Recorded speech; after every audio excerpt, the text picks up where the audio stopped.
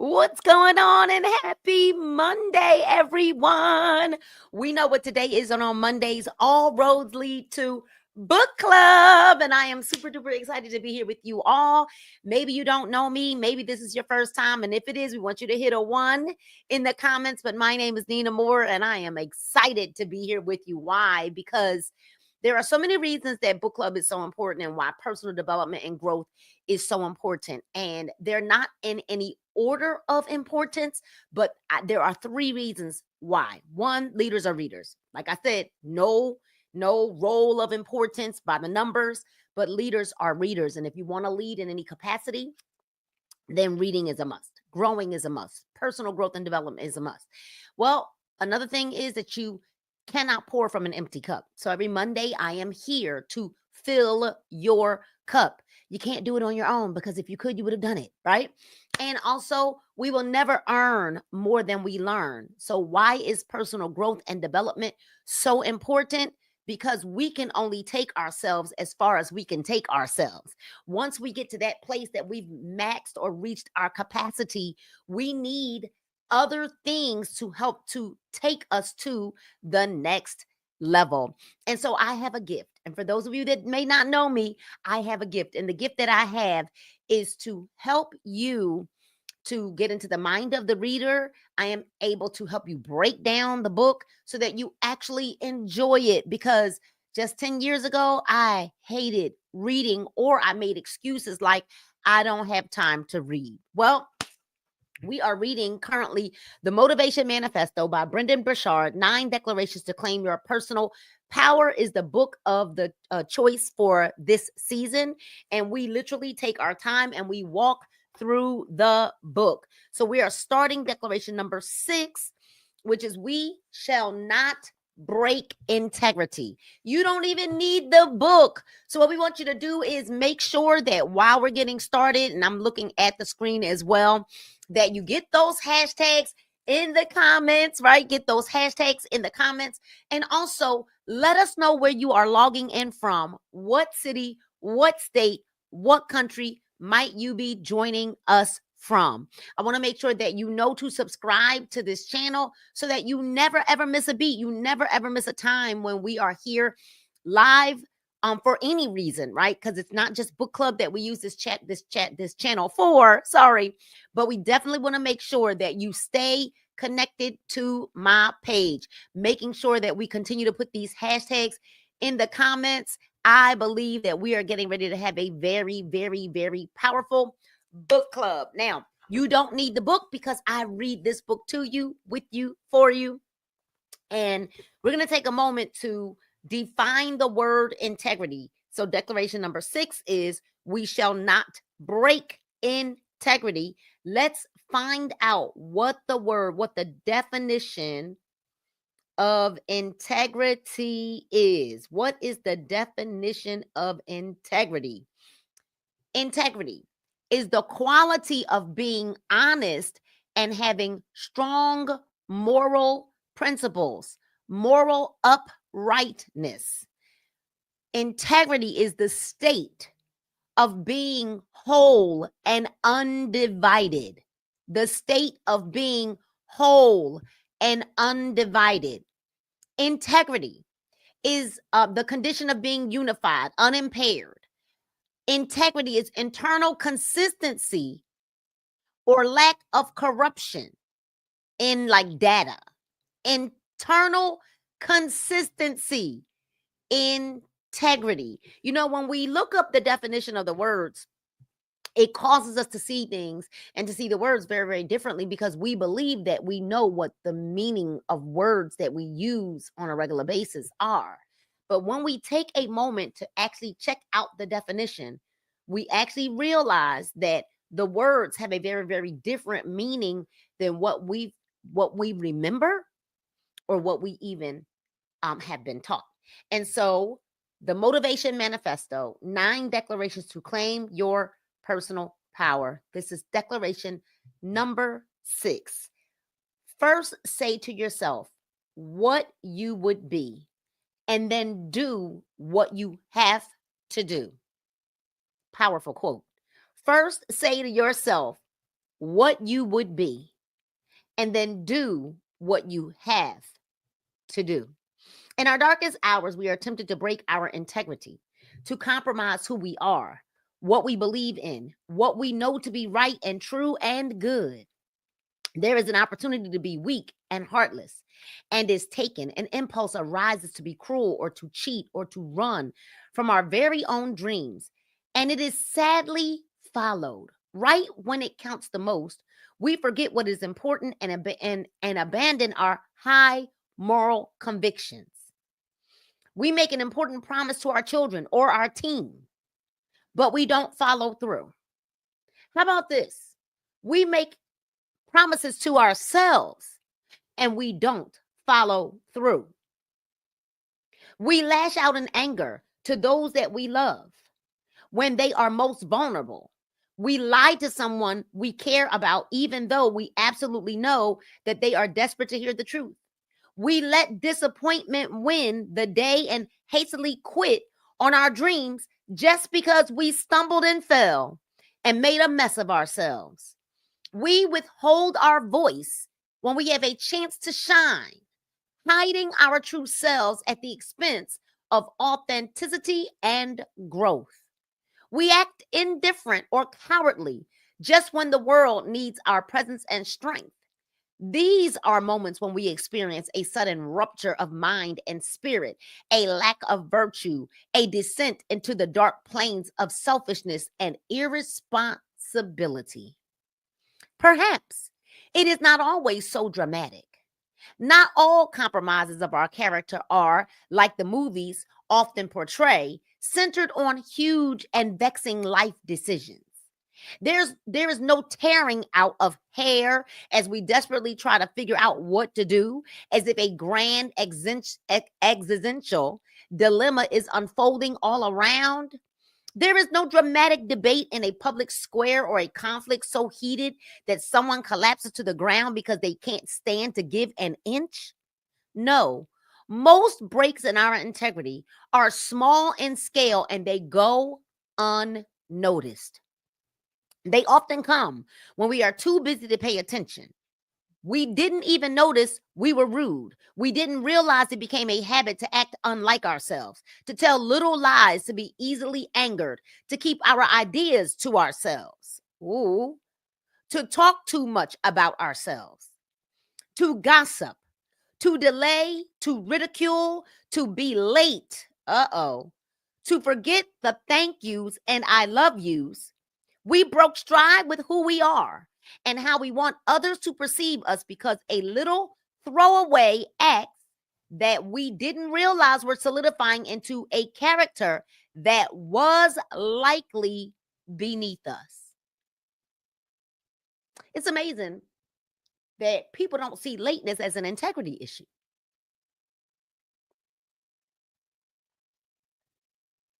Gossip,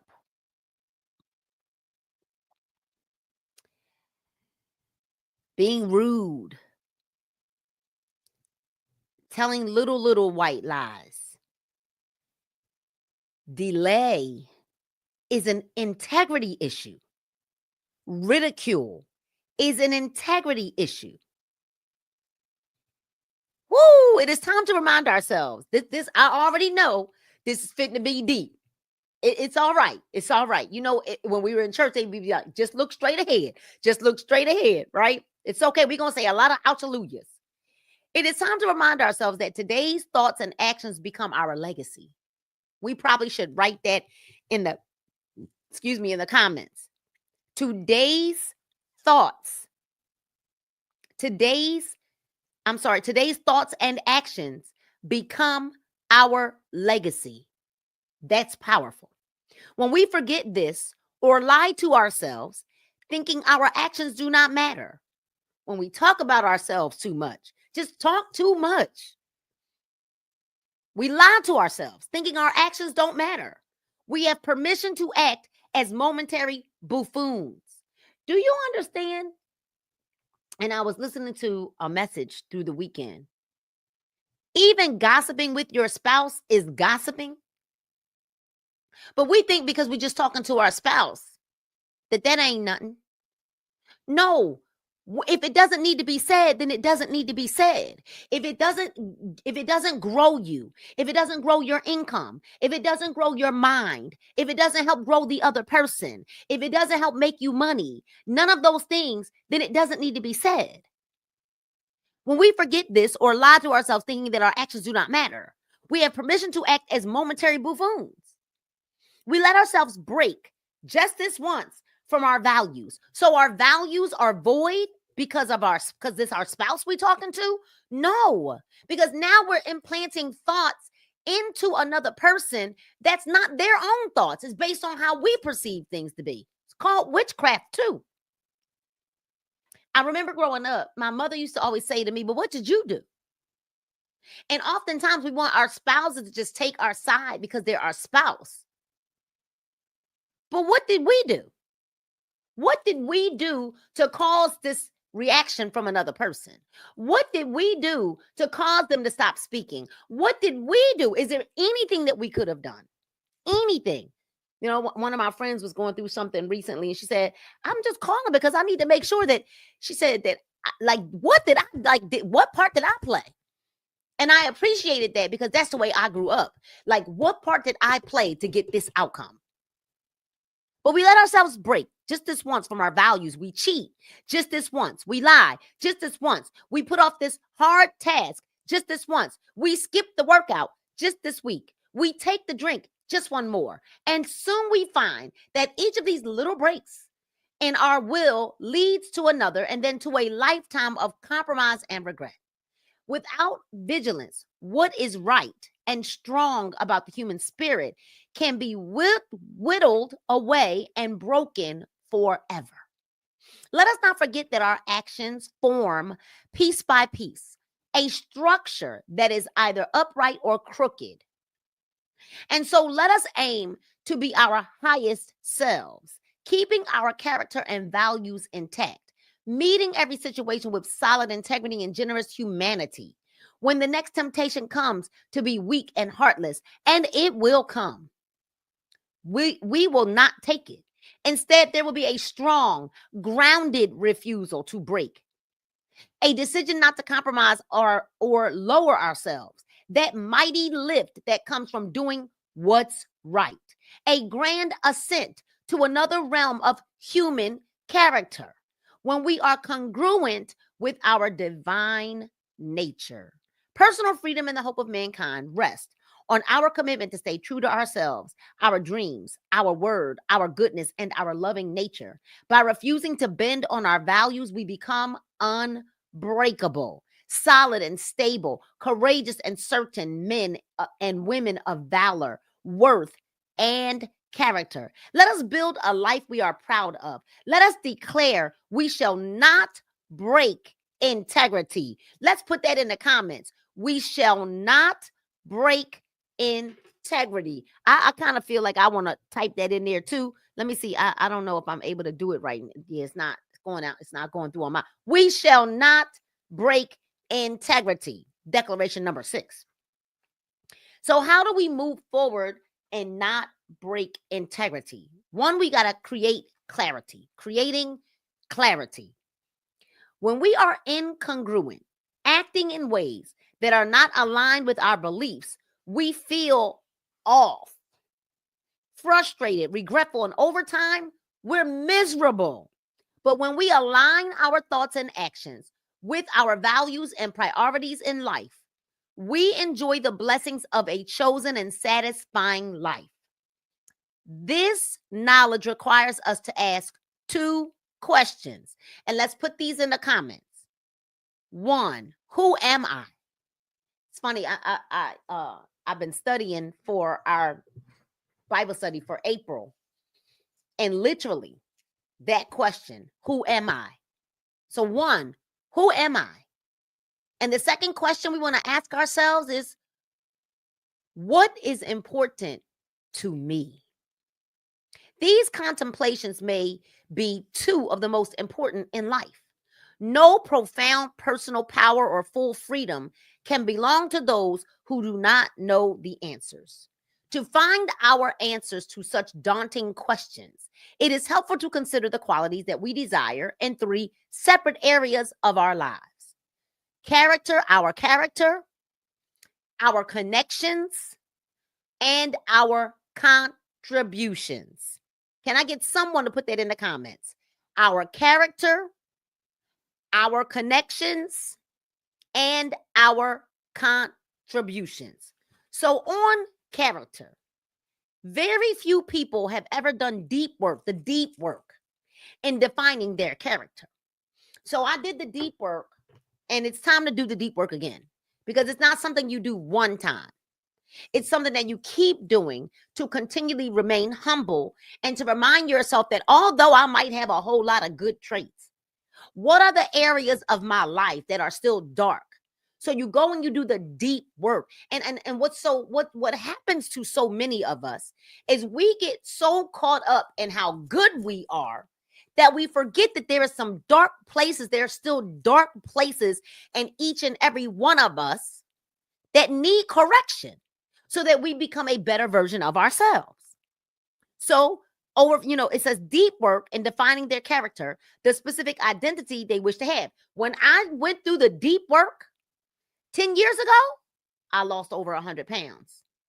When I went through the deep work 10 years ago, clean my credit up. When I went through the deep work 10 years ago, started earning multiple six figures, like $500,000 in 18 months, and then went on to earn another $500,000 in the following 18 months. Within a 2.5 year span, almost 3 years, right before my 3-year mark, I hit $1 million in earnings. The deep work. See, we can only take ourselves as far as we can take ourselves. And so what I found is, and I put a post up today on Facebook about coachable and teachable, being coachable and teachable, right? And I'm realizing that teachable, yeah, I was teachable for a long time, but when I became teachable and coachable, I saw my money go up. Because oftentimes we think because we're good in so many areas that I'm teachable. I'm listen, no, we don't.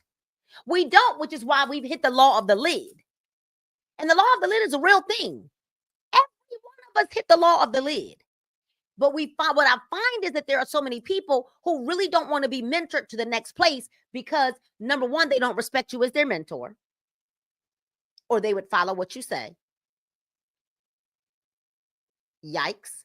Number two, when people don't really see anything wrong with them because they're good in all these other areas, they don't accept mentorship, but they think they want to be mentored. So you got to be mentored to get to the next level, but really aren't willing to see yourself or hear what the mentor has to say so that you can become a better version of yourselves. I understand. I was there a long time ago. My money was stuck. I was stuck. My weight was stuck. I told you we just going to say ouch or amen. Ouch or amen. They simply respond to the world on a whim without paying any real attention to the type of person they want to be or become. With no targeted identity to act toward, they become I don't even know this word. Amalgamations of the desires of others and the circumstances and cultures in which they live. Let's look up what that word means, because I've never used this word. So let's see what the definition of this word is. Amalgamation. Amalgamation.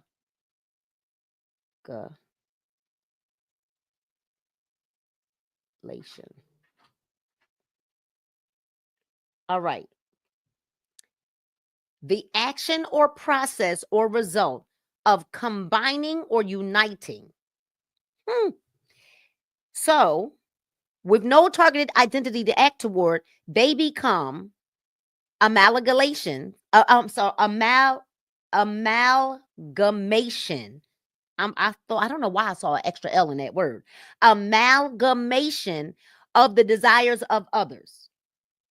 Action, process, or result of combining. So the result of combining all of these things, when you don't have a targeted identity, what do you want? See, I knew that I wanted to be at that time I was like 140 pounds, 50 pounds. I was like, if I could just get to 150, 140, I'm good. I knew exactly what the target was. I had a picture of it in my mind of what I wanted to look like, what I wanted the clothes to feel like. I had an intended end and a direct focus and an aim of what I wanted. But then here's the problem. You can't just get there and then let yourself go. Once I got there, I had to get a new picture of myself to remain here. Somebody's going to catch that. Somebody's going to catch that. So they become amalgamations of the desires of others, meaning united or a culmination of the desires of others and their circumstances and cultures in which they live. They have no real character because they are slave to impulse and mimicry. Woo! Contrast this with a woman who owns keen self-awareness. If she is vitally aware and committed to being a kind person, she is rarely rude. When you are vitally aware and committed to being my dog is trying to get into my office, y'all. She mad because the door is closed, like literally standing on her hind legs, like, please let me in, mom. Please let me in. Right? So contrast. Keen self-awareness, if she is vitally aware and committed to being a kind person, she is rarely rude. If she has defined herself as deeply empathetic, she intentionally develops the discipline to listen more, to help more, and to love more. She works to align all her thoughts and habits with the ideal person she wishes to be. Awareness and discipline give her freedom to live her potential. Awareness and discipline give her freedom to live her potential. So, if awareness and discipline give freedom to live potential, if there is no awareness and no discipline, we must be bound. Based on what the book says, because it is awareness and discipline that gives freedom to live potential. Do we have this level of self-mastery?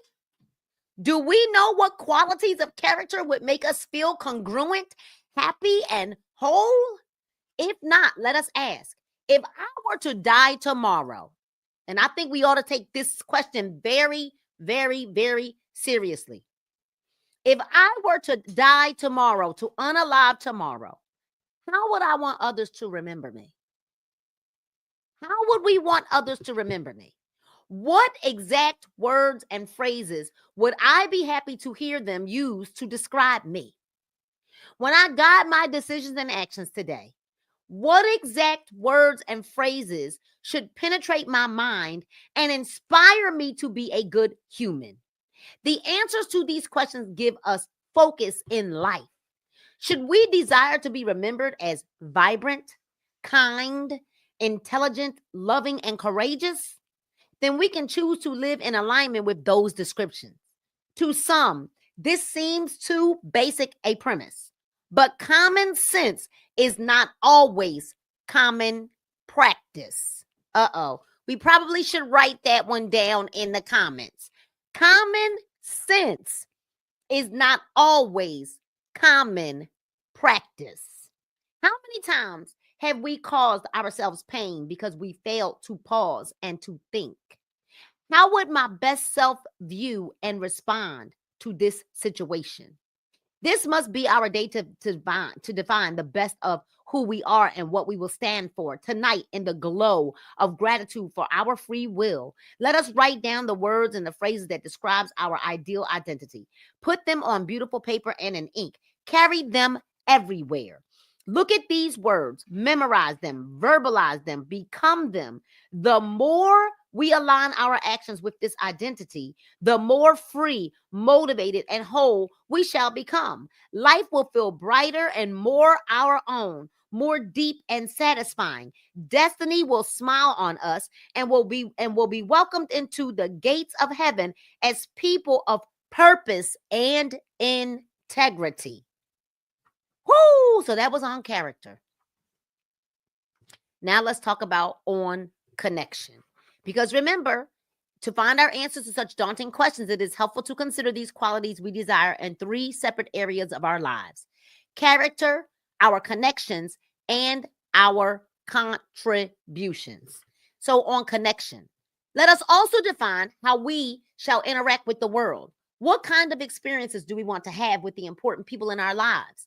Those who fail to consider this always fail in their relationships. Imagine the man who has no clarity or commitment for the quality of interactions he has with his wife. If she is upset, he is likely to simply mirror her feelings and frustrations. But he should say to himself, I will be a present, stable, and solid husband for my wife. And this means that I will be alert and attentive to her feelings. I will listen to her closely, and I will seek to be empathetic and supportive even in times of crises or conflict. He can go to an even greater specificity in his interactions with her, thinking of how he would like to connect with her while out to dinner, during their commute to work, on their vacations, at times when they are challenged with their finances and their children. The more thoughtful he is in advance of these situations, the more intentional and consistent he becomes during them.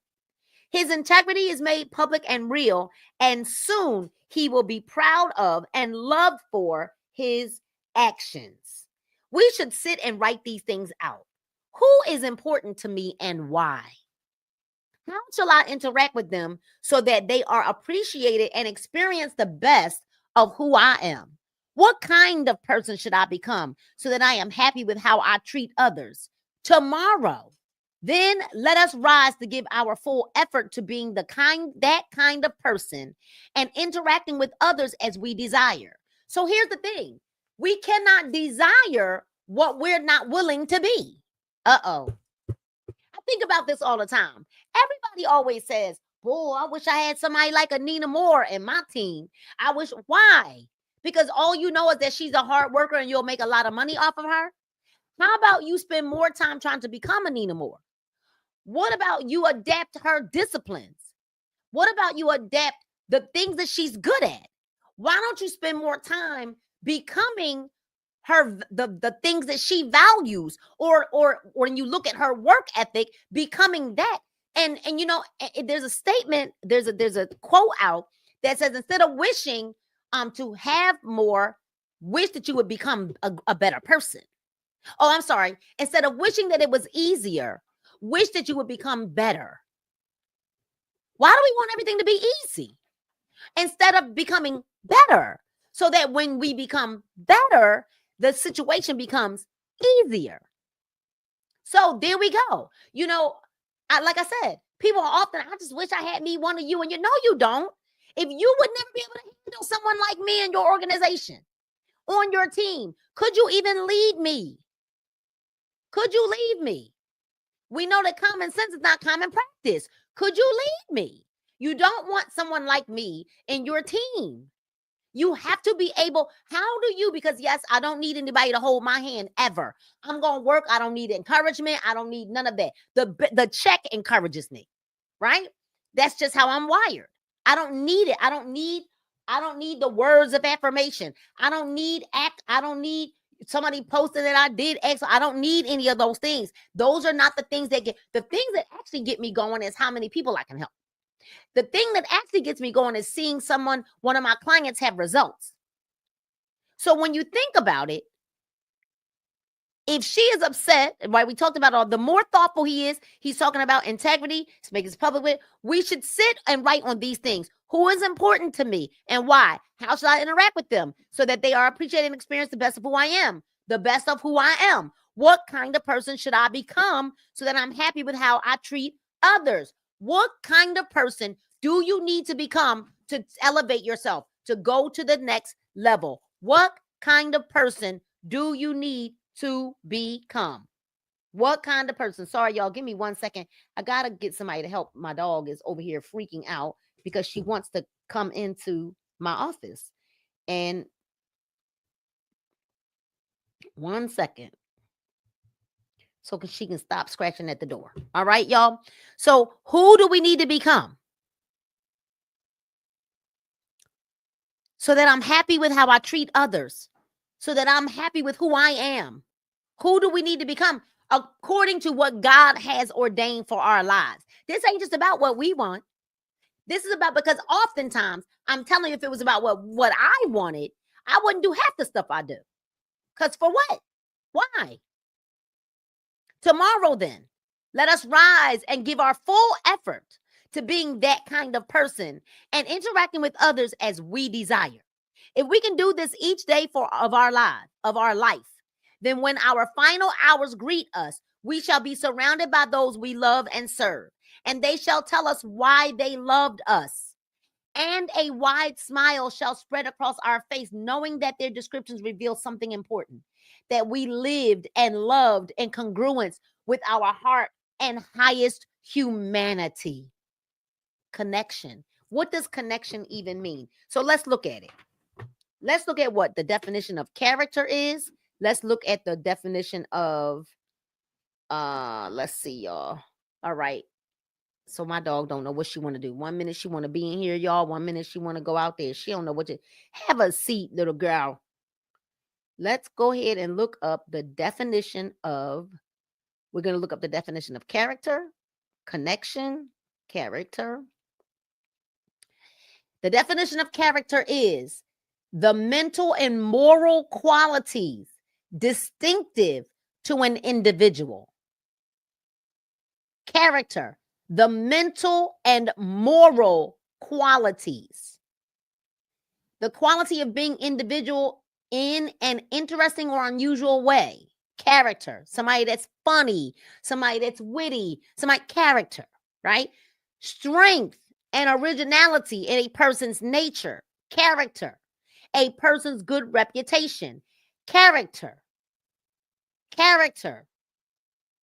And of course, the characters like printed letters, symbols, and of course, the person that's like in a novel, movie, or play.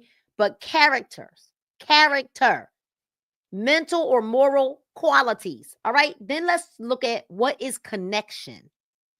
Connection, the definition of connection is a relationship in which a person, thing, or idea is linked or associated with someone else, something else. Or it is connection. Hold on, y'all. A link between, an arrangement or opportunity for catching something, right? But a link between. So a connection is a link or a relationship. A link or a relationship. And then we're going to talk about contribution, because to find our answer to such daunting questions, it is helpful to consider the qualities we desire in 3 separate areas of our lives: our character, our connection, and our contributions. So now let's look at what contributions are before we break down what contributions are. All right, contributions. Contribution is a gift or payment to a common fund or collection, the part played by a person or thing in bringing about a result. And so there it is. So what I find is that there are more people looking for what they can get out of something or someone than what they can give. On contribution, I'm just going to leave that one right there. Finally, let us define the contributions we wish to make. What do we want to create, build, shape, share, or give? Beyond our interactions with people, what things do we wish to give them or leave them? What tangible evidence of our creativity and life do we want to leave on this earth? You know, as many people, they would believe that I'm not telling the truth when I say this, but I do not like going live. I'm an introvert. I'm like an extroverted introvert, which means I allow myself to have extroverted moments, but I am really an introvert, right? I have to force myself to network. I have to force myself to get out and talk to people. But I am The reason why I go live and I do my content and things like that is the way of the world right now. But the reason why I do it is because I realize that my life is not my own, and that there is someone out there that's going to connect with me merely based on a video that I might post. That there are billions and billions of people in the world that, what if my video or my live or my post impacts somebody, just one person? So my contribution, it's part of my contribution in life to not be selfish with the gift or the anointing that God has put on my life. I hope this makes sense. So beyond our interactions with people, what things do we wish to give them or leave them? What tangible evidence of our creativity in life do we want to leave on this earth? Too many people are failing to think of these questions. And so they are bartering away their integrity day by day in unfulfilling tasks. They are not working towards something real and meaningful, something they know will bring them joy and fulfillment. They say yes too many projects in order to please others at the cost of their own satisfaction and soul. Had they been proactive in defining what is meaningful and important to them, they would have avoided feeling so distracted and unfulfilled. There is no reason for us to suffer their same fate now. So let us sit down, pen in hand once more, and describe the projects and aims that give us energy, enthusiasm, and meaning. We have written these things before, but in writing them, we reconnect to our motivation and our power. So what will we be proud to contribute to and accomplish in life? What service will we provide? What art will we create and leave behind? What difference will we make? From such questions is birthed a life that matters. But without vision into these things, we have nothing to align ourselves to. Where there is no clarity, there can be no integrity. Armed with intentions for who we wish to be, how we wish to interact with others, and what we wish to give, we become conscious people. We gain the full might of our personal power. Now, hold on, y'all. There's 6 practices of integrity. We're going to read those. I think we've got time to read those. I just want to make sure that we don't get too far. Okay. All right. So we're going to go into the 6 practices of integrity, and then we'll save the 7 temptations until next week. All right, y'all. All right. Is this good or what? This is good. Thank you, God. Thank you. I know I ain't trying to be selfish, but I know I'm saying to myself, I'm going to be a better person on the other side of this book as we not just read it, but as I apply what we read. Because people always say knowledge is power. Knowledge is power. Knowledge is not power. It is not. Applied knowledge is power. So it's one thing for us to read the book. It's another for us to say, oh, that was me. Ouch, that was me. Oh, that was me. Ouch, that was me. And then we take a note of what we need to fix in us. So the 6 practices of integrity. Wisdom is knowing who to be and what to do in a given situation. Virtue is acting on that wisdom. We all know that we should be thoughtful, kind, loving, and happy people, yet not all of us choose to be those things. This chasm between knowing and doing is the dark pit where people lose themselves. Every violation against our values and virtue is a slice against our integrity and happiness. Every violation against our values and virtue is a slice against our integrity and happiness. But every stand that we make to express our integrity is another brick added to the great structure of character we are erecting each day. And so let us choose wise life practices. The first practice of integrity is to think before we act. Think before we act. Let's write that in the comments. 1, think before we react. And let's make sure that we put them, for all of you that might have just logged on, let's make sure that we get those hashtags in the comment. Make sure you write that out. Think, number 1, we think before we act. There are going to be 6 practices of integrity in this particular portion of this chapter. And this one, think, think before we act. We used to have to tell our children that, but even as adults, we got to say, think before we act. But every stand we make to express our integrity is another brick added to the great structure of character we are erecting each day. So think before. No major decision or action should be made without considering the major categories of our life, our personal well-being, our relationships, and our social responsibilities.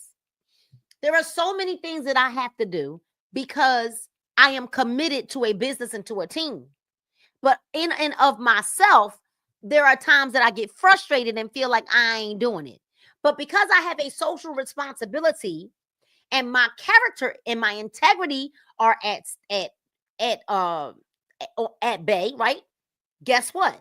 I make the decisions to do because my integrity says that I should do it. Not because my feelings say that I don't feel like it. Well, I don't like what they did, and that's too much drama. It's drama everywhere in the world. There's drama everywhere in the world. Get over it. Like, get over it, get over ourselves. And what? I am committed, and because of my responsibilities, we must ask, are the choices I'm about to make going to support my sanity and happiness as well as the health and welfare of my family and community? What would happen if my choices and actions were broadcast on the evening news? Would I be proud of them? Failing to ask questions, such questions, has led many good people to descend into bad ones. The second practice of integrity is to never commit to anything where we lack passion. Never commit to anything where we lack passion. We must stop saying yes to everything. As many of our failures occurred because we begin something with half-heartedness. As we become more mature and enlightened adults, we come to realize that if an opportunity is presented to us and it does not gain a near 100% enthusiasm and commitment from us, then the reply must be a 100% no. Often breaking integrity means repeatedly doing things we do not love with people we do not care for. Isn't life meant to be a passionate love affair with our work or our faith and those we are blessed to know, care for, and serve? Then let us maintain that passion through spending our time wisely. Now, I agree with this point to a certain degree because Jesus didn't pick and choose who he was going to bless, who he was going to heal based on his passion for that person. He knew the call on his life. There are going to be some things that we're going to do that we're not 100% passionate about, but because we gave our word, our integrity takes us. I don't 100% agree with that. Sorry, but that's my opinion. We can all have our opinion. Nobody has to be right or wrong. That's just mine. All right. The third practice is to keep our word. Rut-row. If we say we will meet our lover at noon, then we must arrive at or before noon. When we promise to complete the project by Wednesday, then we shall turn it in on Wednesday. Should we tell another we will keep their confidence, then we must not gossip. This practice is one of the highest arts of life to remain true and noble and trustworthy. Imagine completing our life and saying, I was a person that people could count on. I showed up when I said that I would. I gave what I said I would. I delivered because I cared for my integrity and the people in my life. We ought to pray we can live such a life, and we should complement those prayers with action to make it so.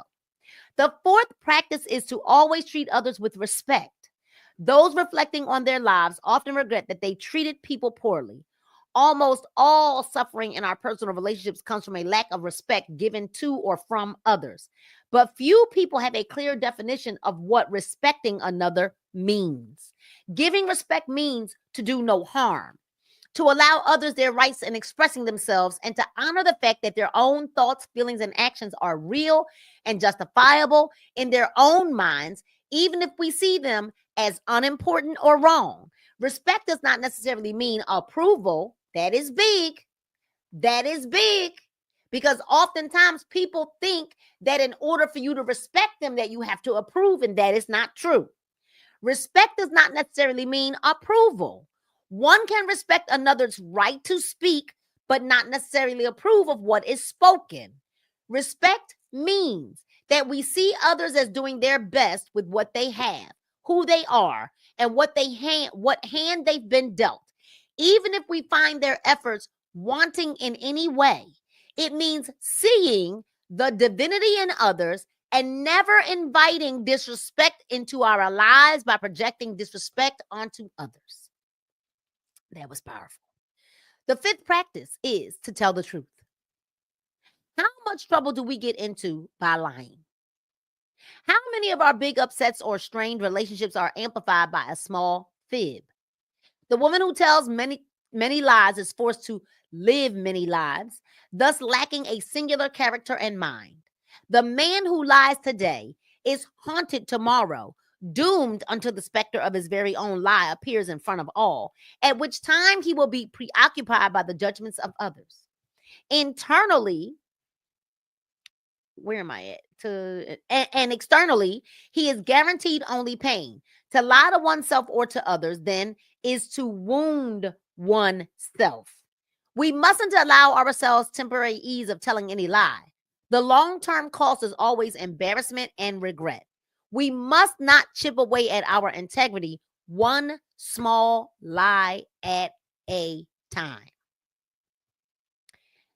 Woo! And the sixth practice is to always favor action. Now, the sixth one is to always favor action. Y'all put it in the comments. Action. If we stand doubtful and delayed on the sidelines of life, it is if we stood at the edge of a river and did not wade in to save a drowning child. When we see a beautiful woman and desire to speak with her but do not approach, regret will follow. Should we dream of beginning a new career but never take action, regret will ultimately consume us. When our mind wants something for good and meaningful reasons and we do not pursue it, this is like dismissing our own self. The less we act, the less integrity we have with our own heart and mind, the less we trust ourselves, know ourselves, love ourselves. So let us remember that integrity is found in taking actions that support our genuine desires and values. None of these six practices require anything extraordinary, and they don't. They are all natural impulses, but it is our day-to-day failures in maintaining them that cause most of our human suffering. The more of these practices we enact, the more we experience human happiness. What I find is that every day, we were in church yesterday, and part of the word, when you think about somebody that goes to AA, right? Alcoholics Anonymous, a person cannot get better until they first admit that they have a problem. But most people don't want to admit that they have any flaws. They want to just go around believe, I'm sorry, y'all, I am flawed. I'm flawed. I'm constantly working on getting better. I am flawed. And I'm going to say it every day, like, I am flawed. And that is the problem, that we can point out everyone else's flaws but ours. But I am flawed. And until we recognize that we are flawed, opinionated, we talk too much, we procrastinate, we're lazy, we don't show up we're late all the time. Until we recognize that we have these issues, we self-loathe, we have low self-esteem, we project it on other people, want them to feel sorry for ourselves. I have a friend, and I'm not going to say who that person is.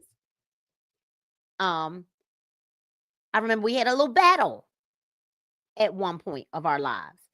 And she might be watching, but we had a little battle. And the battle was because she expected something from me that I had no idea she expected from me. It was unreasonable to expect what she was expecting from me.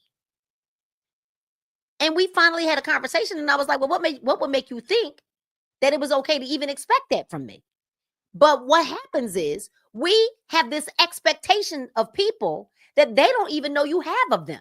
And then they let you down, and they're not letting you down because they didn't do what you expected. They're letting you down because you had no business having the expectation in the first place.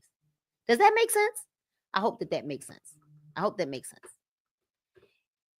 Woo, this is powerful. It's our day-to-day failures. The more we practice, we enact, the more we experience human happiness. Why do we universally admire and respect Gandhi, Mandela, Mother Teresa, Lincoln, Martin Luther King, Oprah? I mean, all of them, right? Or any other leader or legend from history's pantheon. Let me stop before somebody be like, she ain't say that word right. Right? Pantheon. It is because they were guided by these integrity-based practices. They stood for something. You're either going to stand for something or fall for everything. They stood for something. They didn't break with the values they believed in just because they faced struggle. They were good people who kept integrity between their words and their actions. Can we keep integrity between our words and our actions?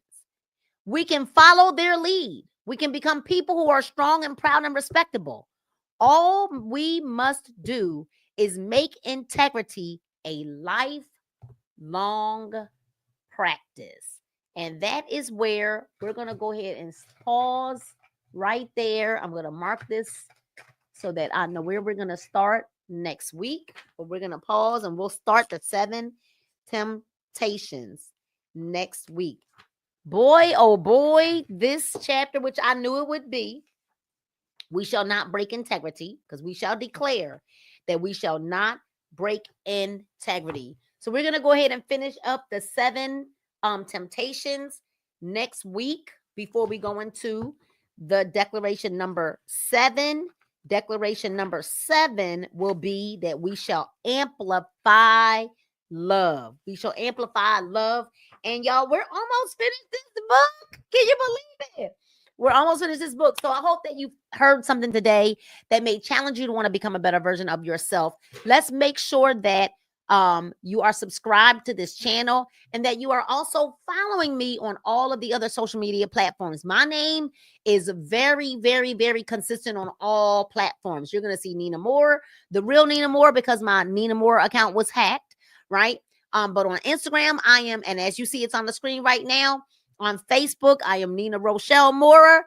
Please make sure you're following me on all platforms, right? And drop some flames in the comments if you enjoyed today. If this was your first time, make sure you hit a 1. If you're here all the time, hit a 2 in those comments. And then on TikTok, I am Nina Moore and the Wellness Queen. For those of you who want my free gift, right? I'll give away a free gift. You need to go on over to ninamore.com and subscribe. And when you subscribe, you will get a free gift from me. Now, listen, something major is getting ready to happen on April the 5th. On April 5th, we've got something major taking place, and it is Women's Bible Study. This is for all ladies, right? From teenagers on up. I think we've had from about 16 years old or 14 years was our youngest. Bring your daughters, bring your nieces, but you must register. Space is extremely limited because we do provide food and beverage, and we're gonna have a clothing swap. So if you are in Atlanta or in the Atlanta area, right, anywhere near Atlanta, this is actually held in Marietta, Georgia. We want to make sure that you register at moragroup.ticketvelocity.com. Y'all, this is a free event. Like, I don't even know what more. We grow together in faith. We grow together in community and sisterhood. We grow together in the word. We break bread together. We laugh. We cry. We support. And it's a free event. I don't know what more to do. Women are always saying what they think they need and what they need. And I wish I had this and I wish I had that. Well, it's at 3 p.m. Eastern Standard Time. Put it in your calendar. And if you register, you have to show up, right? Because you take a spot from someone that could be in the building. We're going to have a clothing swap this go round. So bring 3 gently used or new clothing items or accessories, and we're gonna have some fun giving to one another, sharing with one another, and you get to know someone. You get to create sisterhood and community, and you just never know that what you're looking for might be in that room. Also, don't forget to go and follow the Mora Experience on Instagram. You guys, we have our brand new our go and follow the Mora Experience on Instagram. We are our brand new photo booth business. If you are in the Georgia area, we will come to you. So go and look at the Mora Experience. If you want a team of excellence coming to your events to make sure that we're there on time, we would love to service you. So listen, I'm so glad we had this time together. I'm so glad we had this time together, and I pray that you enjoy the rest of your evening, the rest of your week, right? Have a bling-tastic week. Be kind to one another. Do a good deed and pay it forward. Remember that God loves you, I love you, and there's absolutely nothing that you can do about it. And I can't wait to see you next Monday at 6 p.m. Eastern Standard Time. Listen, make sure you invite a friend, because sharing is caring. You don't want to grow or go alone. We'll see you then. Bye.